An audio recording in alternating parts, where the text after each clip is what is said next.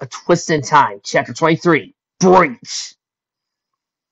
The ground trembled along the shoreline, and Sakura felt Naruto's grip tighten. See, I told you something was in there! He cried, peering the water over her shoulder with beady eyes. What is it? I don't know! Sakura answered as he attempted to regain balance on the reverberating ground beneath her feet. She was getting a bad feeling about this. Not only because Naruto was acting uncharacteristically frightened, but there was a new energy swelling from the stream that made her blood run cold. Then, as quickly as it emerged, the ghostly hand retreated beneath the murky water's surface, pulling Sasuke's kunai with it, leaving a barely discernible chase of ripples behind it. The ground was still shaking and the threat was far from over. We'll draw it out, Sasuke decided, taking a brave step ahead of Naruto and Sakura, wearing the hand seals for a fire release technique. Stop! Sakura snatched at her teammate's wrists, was under an irritated glare, but he sure as hell didn't care. There's something familiar about that hand. Unsettlingly so. We need to retreat, she hissed, giving Sasuke's wrist a sharp tug. But it was too late, because that was when the chakra erupted from the lake in a cyclone of water and wind. Sakura pumped her own chakra down her legs, just in time to brace herself in place. Her arms shot up to cut the shower of dirt and water droplets, made razor-sharp blasts. Naruto and Sasuke were thrown backwards several feet before they managed to plant themselves down. Moments later, when the wind calmed, Team 7 had their weapons poised. Who's there? Naruto growled, gaining his usual spunk, though he didn't venture any further into the stream. There was no response or trace of movement. Sakura exchanged a nervous glance with the boys, with as baffled as he felt. What's his next move? Two pale hands slapped down the rocky shoreline. Sakura's breath caught in her throat as Sasuke's hand shot out in front of her defensively. Naruto lashed onto her shoulders again. His fingers dug into the muddy earth, hoisting its pale body out of the water in slow, jerky crawl, nearer and nearer to where Team 7 was huddled together. Now Sakura should have been utterly terrified by the mysterious person's near proximity, but perhaps even considering making a break for it. Most he was fixing on something else. Those marks. There were ink-black marks twisting along the body's exposed forearms.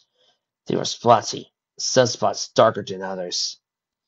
Then his face broke the surface. Come no closer! Sasuke commanded, firing a kunai into the ground, about a centimeter ahead of the person's nearest hand. But it paid no notice. It didn't even flinch. Instead, its dark eyes locked on Sakura's, and it inched forward in a sluggish stupor, its soaked body dragging along the ground. What kind of jutsu was this? The only attack Sakura had anyone seen remotely resembled this was Sakase's curse seal, but it couldn't be. That was when the person, clinging to the ground like his life depended on it, opened his mouth in a minute of strangled grasp. Sakura half expected to see something inhuman protruding from those parted lips, like fangs or a snake-like tongue, but instead she only noticed blisters near the corners of his mouth. His breaths were growing sharper, louder, and between him he wheezed a barely audible "Help!" Sakura froze. This isn't the curse mark. There's no way. Not only has he spent years studying Orochimaru's devastating curse, but she had witnessed Sasuke lose himself to it on several occasions. There's no damn way that someone with this mark activated could look so helpless, so lifeless, so defeated. What Sasuke described all those years ago sealed me and feel energized and indestructible, immortal even. So if it wasn't a curse, what was wrong with this person? Upon closer inspection, Sakura realized that the person, who looked to be a few years older than them, was a Shinobi who she didn't recognize. He had dirty blonde hair, currently soaked and sticking to his neck over his forehead protector. His skin was sunken, fluid and shining with perspiration.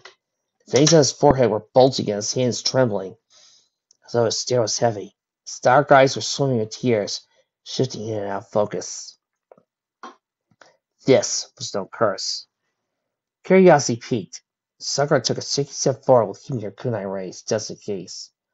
Sakura! What the hell are you doing? Sasuke shouted, raising his arms again to block her while Naruto tightened his hold. He'll attack you! Naruto added, pulling her against him protectively. No, he won't, Sakura answered, her voice steadier than she anticipated. Her eyes were locked on the boy now, who was shaking uncontrollably. This isn't an enemy. This is a sickness.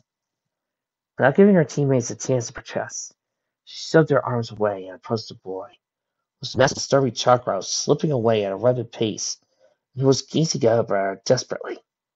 You are sick, aren't you? She asked quietly. Closed his eyes and nodded while letting out a muffled sob. Sakura's heart clenched. Through a medically trained eye, it was plain to see the boy was dying. All right, Sakura answered while pulling on her tight black gloves with a snap. I'm going to examine you. Are you crazy? Naruto gasped, reaching over to her side. It could be a trap, said Sasuke as Sakura lowered herself over the boy and turned on him so he could lay on his back. So you ignored both her teammates and placed her glowing green hands on his chest. Taking a deep breath, she closed her eyes. Allow yourself to feel his organs. The mask purposely moved above his airways. Electrical energy flowing through his spine. Heart pumping. His blood. His blood. There are underoxygenated pockets of blood throughout his whole body. That's why his skin is colored in spots. Her teammate stared at her blankly while she pulled her medical pads off her waistband and unfastened the buckle. Ever heard of a Black Death? A what? Naruto asked, lowering his knife slightly. It's a famous plague, Sakura explained while reading through the pads. I've read about it. There are no known causes in this part of the world, though. Sasuke crouched down to her, giving up protesting. Gazed at the boy. His breathing was becoming more bated by the second. Is that what he has done? He asked Sakura without averting his eyes. Maybe, she said a little distractedly while pulling out a small vial. His symptoms were similar at least, so I'll treat it the same way. She unscrewed the cap and tipped it until a small white pill landed on her open palm. Swallow this. She started pushing the pill against his lips. If I'm right about your condition, you have a parasitic disease that's sucking the oxygen out of your blood. That pill is a chakra-infused anti-parasitic drug that will help your immune system fight them. She pressed her hands on his chest again. It could take a few minutes to kick in. So in the meantime, I use my chakra to get a head start on destroying them. Don't have the resources or chakra supply to fully heal you here. I'll limit the parasite spread to get you talking. I want to find out how the hell you got a disease like this. I'm going to inspect this quick, Sasuke said, peering over his shoulders. Should find a new place to set up camp. And it's getting dark. And we haven't eaten dinner yet, Naruto added seriously. We aren't eating rabbits now. Sasuke snapped, rolling his eyes. If we light a fire, it'll be a death sentence. Do it in the morning. What? I can't wait that long! Just have a snack or something. What snack? I don't see any snacks! Sakura tuned out the rest. She managed to locate and kill 14 parasites on its left lung, but she knew there were many others. Maybe hundreds. You better start talking soon, because I can't waste too much chakra on him. Sasuke was right. The sun had about set, and it was getting dark. They needed to move. Then the boy moaned softly and opened his eyes. What? Sakura prompted, leaning her body closer to the boy's face. He had another noise, but Sakura didn't hear it at all. Shut up, both of you! She hissed, rounding on Naruto and Sasuke. He's talking! They silenced immediately and moved in closer. He... The boy started out, taking a loud, harsh gulp. It appeared painful for him to speak. The lymph nodes near his neck were extremely inflamed. He finished, letting out a long trail of air. He did it? Sakura echoed, moving her hands to the side of his neck, sending a soothing pump of medical chakra through the area to calm the swelling. Who did what? Asked Naruto, getting right up at the boy's face with an expectant stare. The boy licked his lips with a trembling gasp. Eyes of a snake, he breathed. He did this. Sakura froze. Eyes of a snake? No, you can't mean... My train of thought was interrupted when the boy snatched at her wrist. Squeezing tightly, her stomach flipped as Sasuke pressed his kunai to the boy's throat. Naruto took hold of the boy's wrist and motioned to yank it off. He told me. The boy choked out, staring directly into Sakura's eyes as tears peeled over his lowered eyelids and streamed over his pale face. To find you. Her blood ran cold. Of Richimaru? Sakura barely whispered, her voice throat constricting. The boy nodded in a single, jerky motion. Release her! Sauske snapped, pressing the kunai down far harder, drawing droplets of blood. The boy obliged, and Sakura pulled her hand back against her chest and rose to her feet, breathing hard, her knees wobbling. It was like her heart stopped, like the world stopped. Orochimaru was here, in the exams, and he was after her. How could she have been so naive to think having the Soundfells kicked out of the exams would keep Orochimaru at bay? He was a mastermind, a legend. Hell, now that she thought about it, hadn't Orochimaru entered the exam as a grass ninja in her previous life? Hadn't he disguised himself as the Soundfells as Kazekage during the third exam? She was a goddamn idiot. Now she just might wind up dead for it. But if she died, the time travel mission would be ruined. This new world she created would die along with her. Sakura clenched the front of her shirt absent-mindedly, arms trembling, feeling unbearably lightheaded. What was Orochimaru playing at with this disease? Was he after a new host for his body? The infected ninja appeared relatively insignificant. But if Orochimaru was behind his encounter, surely it served a purpose. And why did he send the diseased man to her in the first place? Was it Sauske his eyes were on? If Orochimaru really wanted to kill her, it didn't make sense for him to send a dying man. So perhaps he didn't want her dead. Perhaps he wanted to test her somehow. Naturally, the fact that Orochimaru was targeting her for anything at all was unsettling in itself. Had he heard of her medical skills? Did he know about the time travel mission? She was honestly afraid to find out. But for now, there was no point in speculating about it. They needed to get the hell out of this exam as far away from Orochimaru as possible. Sakura reached down for her medical pack and made for their campsite. Sakura-chan, where are you going?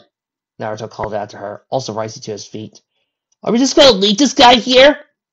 We're going to the tower, she deadpanned, without turning back and kissing her stride. It didn't matter if they packed their things up. Passing the exam was meaningless now. Setting up the camp and fighting were futile. They needed to run. But before Sakura was halfway to their campsite, Sauske flashed out to block her path. He shoved her shoulder with an open palm, forcing her to step back and face him. We don't have bow scrolls. We don't have energy, he said, scanning her face through narrowed eyes. Just what got into you? Naruto raced after him. We need sleep, Sakura-chan. And food, he pleaded. We'll go to the tower tomorrow, when we have the scrolls. My hot rage coursed through her, as he smacked Sasuke's warning hand away. They didn't understand. This wasn't about them anymore. This wasn't about the exams. They had to get out. Like God was he ever to see. I'm going to the tower, she heard herself shout. And if both of you want to live, I suggest you follow me. She shoved past her teammates in a daze. It channeled chakra to her legs. Sakura's teammates probably thought she was insane, because he didn't care. Before she could catch either of their reactions, she launched herself into the air through the branches of a nearby tree. She was flying from branch to branch. The leaves and twigs smacked her face and scraped her bare arms and legs. She was so tired, weak, and sluggish. She had to keep going, even though her surroundings were getting blurry, unsteady. Shortly after, she sent Sauske and Naruto on her tail, drawing closer and closer, picking up speed. Or was she slowing down? Without any forewarning, the second pulse struck then. It's like her skull was caving in after a sharp, all-consuming pain, completely disorienting her. Her knees buckled, the sole of her boot missed the next branch. She slipped out of a tree, free-falling through the air, and landed on a cold, concrete surface. The first thing she noticed was that the air was musty and heavy, unlike the crisp forest air she had been leaping through. She opened her eyes, but everything was pitch black. Sakura detected a presence with a familiar chakra signature hovering over her, as she blinked rapidly, trying to regain control over her dominant sense. And gradually, light started to pull in through the corners of her vision, illuminating her surroundings. Sakura, said a firm, familiar voice. Tsunade-sama? Sakura choked, twisting her head around. Her sight was becoming clearer. So you see a pair of stern amber eyes and a deep purple diamond framed by strands of blonde hair. There was no doubt about it. Tsunade was above her, gripping Sakura's arms. To their surprise, Tsunade stood, releasing Sakura and cursed loudly. It's damaged! She roared, pounding her fist against the concrete wall beside her with a loud crack. Sakura sat up and felt blood rush to her head. Dread flew in her stomach. Bookshelves and cabinets lined the dark walls. An empty syringe was splayed on the floor. Her body was larger, heavier. Her breast was straining against the fabric of her tight green combat vest. Her hands getting bigger. Her chakra more abundant. She knew exactly where she was. She was in a room in the basement of the Hokage Tower. The last room she saw before embarking on the time travel mission. She was in the future. Then Sakura processed Tsunade's words and glanced down at her hands while she was clutching a scroll. A scroll that, upon closer inspection, had a small rip along the edge. How long were you there? Tsunade asked, her tone dripping with frustration as she turned back to face her apprentice. Several months, Sakura stammered, voice breaking. I'm taking the tuning exams. Do you know it was torn? Tsunade beckoned towards the time travel scroll Sakura was clutching. She stared down at it, baffled. I don't know. I left it at home, as I usually do. Tears prickled the corners of her eyes. Someone must have broken into her bedroom and forced through the traps. There was no other explanation for how the skull had become so unexpectedly battered. The ground shook violently then, tipping over the shelves and nearly throwing Sakura back onto the hard ground. That was right. They were under attack. A war was starting. Tsunade offered Sakura a hand and gazed down at her expectantly. We have no choice but to fight Orochimaru. Come. Sakura took a shaky breath between sobs, not remembering when she started crying. When she reached to grasp Tsunade's hand, her arm was shaking uncontrollably. Felt strangely exhausted to move. Can you stand on your own? Tsunade asked as he pulled Sakura to her feet, a trace of tenderness in her voice. I'm surprised you survived your trip back here without your seal unlocked. What? Sakura asked, tensing on her legs. Thankfully, she discovered she could stand by herself. Tsunade let out a long sigh and stared straight into Sakura's eyes, eyebrows furrowed. There was a specific reason I chose you for that mission, Sakura, she said slowly, and slipping a steady arm around Sakura's shoulders. I knew you were close to unlocking your Strength of 100 seal. The regenerative properties of that seal will protect your body through the hard journey across dimensions. Frankly, it's surprised to see you here alive without it. Sakura's mouth dried. That explained why she had been feeling so dizzy and weak recently. Her body and mind were hurtling back and forth through time. That dream when she heard Tsunade's voice earlier. That wasn't a dream. It was a real journey to the future. A real brace to the leak. Am I? Sakura started, breathing heavily, her heart beating against her chest. Am I ever going back? Did I fail the mission? Tsunade released Sakura's shoulders and turned towards the door. To Sakura's relief, she was feeling a bit steadier now. His body was far sturdier than her body in the other world, despite the toll it had taken from the scroll and a larger reserve of chakra. I don't know, Tsunade answered over her shoulder while pulling the door open. But right now, this is the world that exists. This is the battle you must fight. Let's pretend the time travel mission never happened. Then she departed with a blast of chakra, leaving Sakura alone in the dark room with the broken scroll in hand. In her trance, her legs carried up the steps while she clutched the scroll, refusing to believe that the world no longer existed. She could run fine, except the tower was reverberating continuously now. The sounds of distant explosions were drawing closer. She used narrow walls lining the staircases apart as she ventured up to the ground level. She arrived at the grand doors and drew them open to find her home in turmoil. There was fire and rubble and smoke, and a giant snake casting through Konoha's protective stone walls. This can't be happening. This must be a nightmare. Tsunade apparently called for Konoha's troops to assemble, without the time to prepare a proper formation. A series of uncoordinated, small-scale matches between leaf and sound ninjas were taking place throughout the village, on rooftops, in the streets, in parks, and buildings. Most ninjas were forming protective circles around the defenseless crowds of civilians. It's all because of me, Sakura thought, staring about the upheaval. Tsunade thought I would succeed. She thought I could just go safe for a few years and stop this war. She wanted to vomit, but even more powerful sensation entered her consciousness then. A very bone-chilling, skin-crawling tremor that haunted her thoughts for years. She raced to the source of the terrible heresy, just as Tsunade leaped down from a higher floor of the tower, landing with immense force that the ground cracked beneath her feet. Sakura joined her mentor, stowing the scroll in her weapon pouch and arming herself with 3 poison-laced kunai. Orochimaru emerged straight out of the ground. He was as terrible as she remembered him. His gaunt, snake-like eyes scanning them with lustful desire. His angular face covered by nearly translucent, powder-white skin framed by sleek black hair. He ran his long, narrow tongue along his lips, supposedly pointed teeth. Once his body was in plain view, he folded his arms and took a slow step towards them. Tsunade, he hissed in that high, drawling voice of his mouth twisting to sneer. I thought I'd pay you a visit, but it seems you weren't ready for me yet. The Hokage growled and charged up her fist with such a powerful mass of chakra that Sakura could feel the laser heat beneath them. There's never a good time for you to show up, Orochimaru. She spat. What brings you here? A cold, throaty laughter escaped Orochimaru's lips, and the hairs on Sakura's arms rise. It was a terrible, blood-churning sound. You'll have to ask my apprentice, he answered, slowly turning his gaze on Sakura. He has business here, and I merely came for the ride. Sakura was certain her heart stopped. Orochimaru's apprentice. He planned the war. Sauske made a timely appearance. Seconds later did the Uchiha survivor silently enter the scene, landing beside his master in a small cloud of dust, rising to a standing position in a single, fluid motion.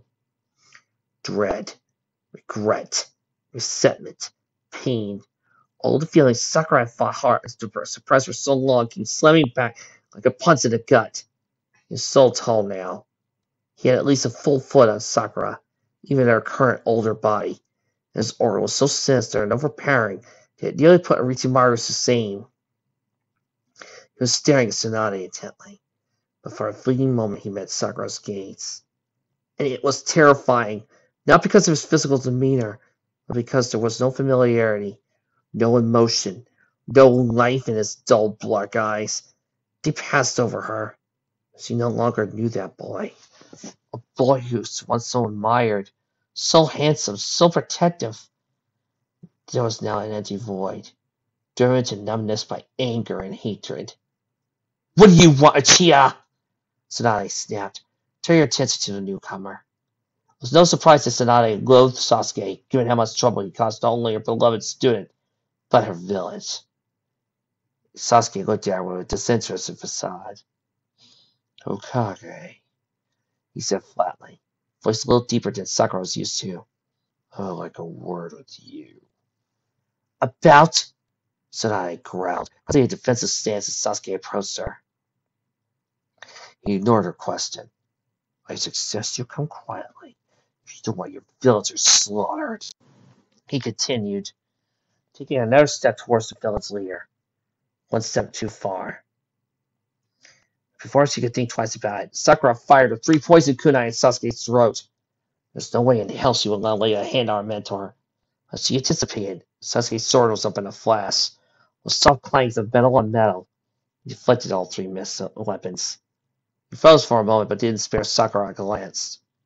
And anyone who gets in my way, he drawled, lowering his sword, is expendable. Sakura was falling. Her eyes snapped open with a shock, her stomach turning an unexpected sensation. It took a moment for her to gain her bearings as she realized she was falling through a forest of trees, snapping twigs and scraping against branches throughout the descent. Wow! Those are the abrupt seed chains that actually worked! I don't believe it! I'm not mad! That was a good abrupt seed chains! I'm shocked! Shit! The ground was too close for her to break the fall neatly. So when she finally struck the ground, she rolled herself against the earth, crunching dried leaves beneath her to minimize the impact of a straight-on landing. But it still hurt like a bitch. Sakura lay there, half paralyzed, staring up at the darkening sky above her. The last traces of a sunset were slowly fading away to black. She knew what was going on now. It wasn't like the nightmare she had about the jail cell and the snakes. That wasn't a nightmare at all. That was real. Her soul was being wrenched between two time dimensions. With that in mind, the only coherent thought she could muster was, I think I'm dying. Sakura-chan! A hazy, distant voice called from somewhere above. Her surroundings were growing sharper and clearer with each passing senses more alert. She still didn't have strength to move. Naruto and Sasuke came into view moments later, landed beside her, both looking shocked and completely out of breath. Sasuke spoke first as he crossed over to a crouch. What's the meaning of this? He growled, his eyes scared and fans intensely. Sakura refused to meet his gaze. The events of his future self too freshly imprinted in her mind. You were yelling about getting to the tower! Naruto cried. Seemed pretty daring, he clutched Sakura's arm. Sit! You just fell right out of the tree! Sakura emitted a breathless laugh that could probably pass as a sob. Yeah, she said softly, looking at Naruto. That was weird, huh?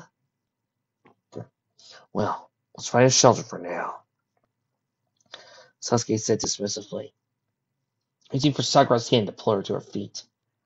As soon as the skin of his fingertips pressed against hers, Sakura made an instinctive sound. The girl will whimper. Flinched so profoundly, Sasuke retreated his hand, nearly losing his balance with surprise. Careful, asshole! Naruto snapped. You gotta be gentle with her! She's injured. He proceeded to scoop Sakura up and help her balance, while Sasuke stared on blankly. Sakura wasn't exactly injured the way Naruto thought she was. The fall had been pretty rough, but she probably just strained a couple of muscles at works. There weren't any breaks or tears that could seriously handicap her. But she was feeling low on chakra. Dangerously so. Her vital signs were dwindling, her head was spinning. Time travel did take an enormous toll on her body. Sakura knew, with complete certainty, she would not survive a trip like that again. Not her body's current state. Now that the scroll was torn, it was only a matter of time before she could be hurled to the future again. Naruto released her once she was standing on her feet. She didn't dare catch Sasuke's gaze. It felt like burning on the back of her head. All right, she dismissed. Let's rest for tonight. Sakura knew she couldn't make it all the way to the tower. It was still several kilometers away. In a condition like this, Orochimaru was here somewhere. It seemed to be after her, but right now, this life felt a whole lot safer than her other one did, where Orochimaru and Sasuke were immediately before her, winding up for the kill. Not to mention, she couldn't help but feeling an overwhelming sense of relief that this world wasn't gone forever. Her miss had still stood a chance, and maybe, just maybe, somehow the time travel scroll could be repaired, and his life could be salvaged.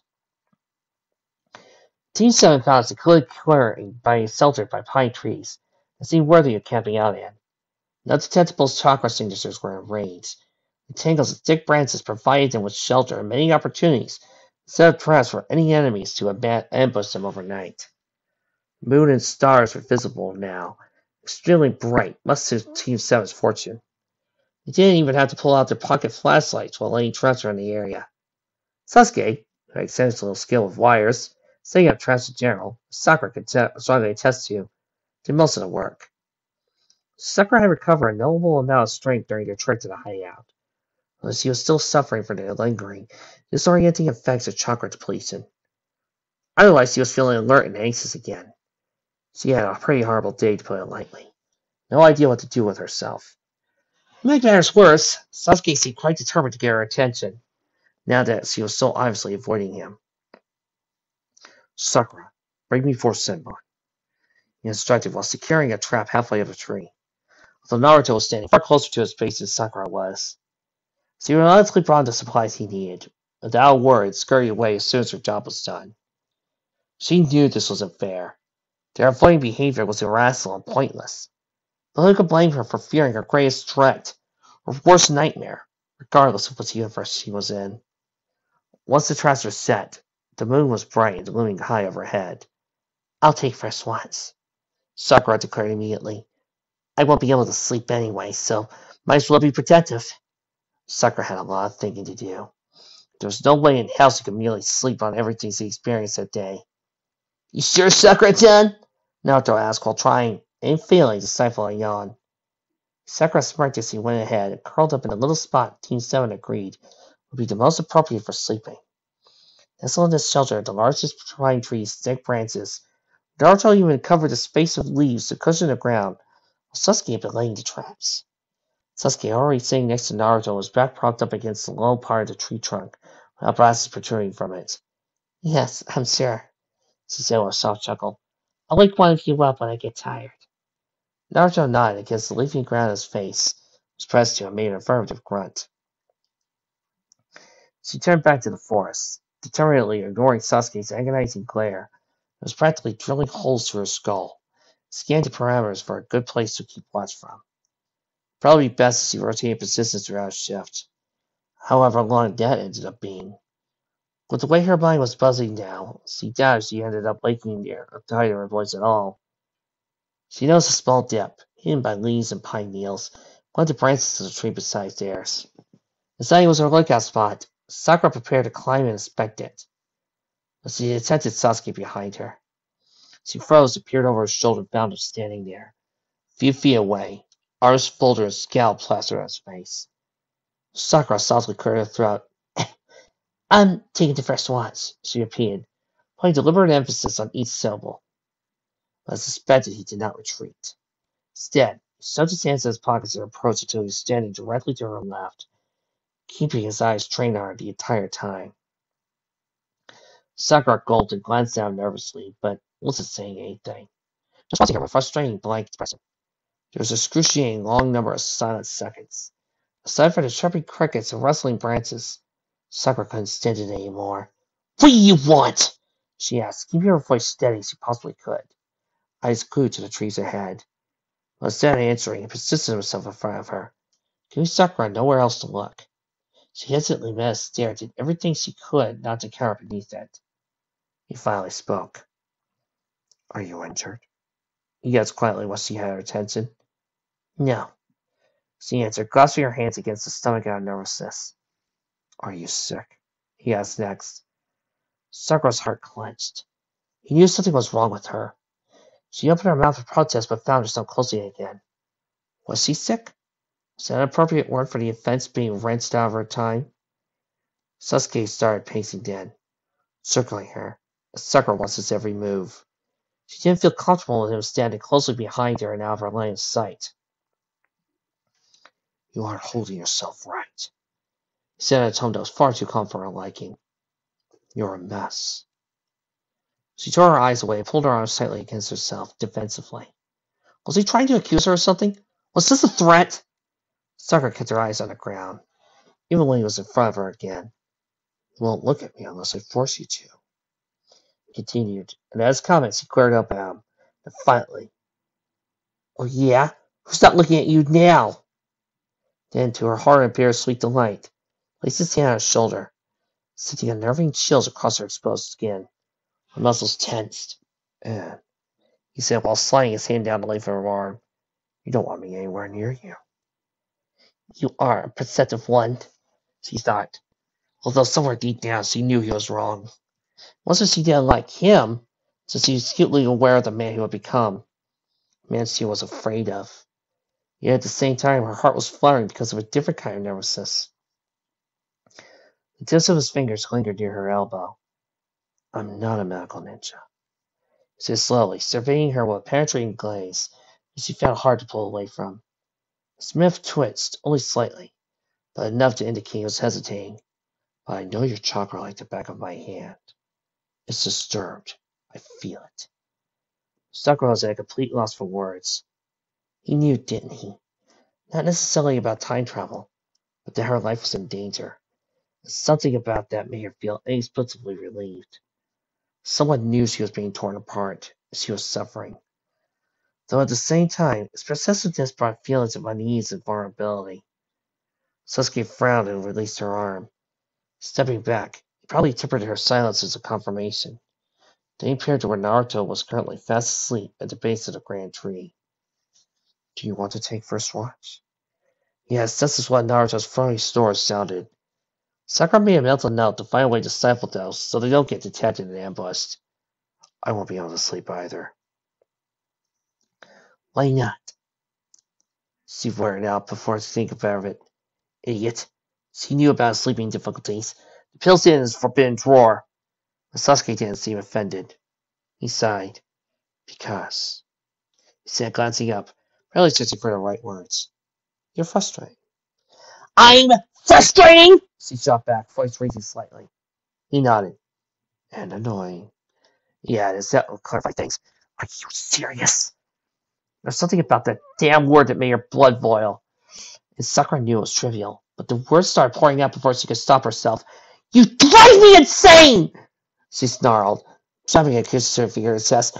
You snapped at me in your kitchen the other night. Well, talk to me for days. You're forcing me to sleep on your couch. I honestly don't even know why anymore. I've been begging you to be able to keep disappearing, but you haven't said anything about.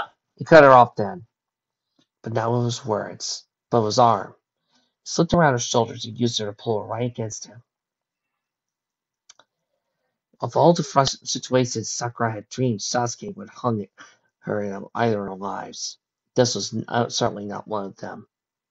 But it worked. It set her up. She let herself slip against his body to feet.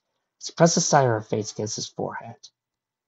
They didn't say anything for a moment, but he didn't really have to. Sakura felt his answer through his gentle touch, through his heartbeat, which was much faster than she thought it would be. Though now he was using his arm to hoist her up, to alleviate some of the burden on her tiring body. And this answer was a little breathtaking. He didn't loosen his grip at all as he spoke next. I can't sleep because I don't know how to help you, Sakura. He said, his breast warm against the side of her head. It's frustrating. It took every fiber of being to keep the tears filling dead. Will you two kiss on me? Her well-being worried him. Kenta was sleeping. It was so thrilling, but it also stung. As in another world, a world that was mostly closer than she thought, the connection was severed. Or if, or when, she went back there again, she knew she would have to use all her strength to inflict pain on him, to kill him, and protect the village. Sauke's grip on her was so tight that she was about to slip away. That was exactly how she needed him to hold her. Because for all she knew, she would.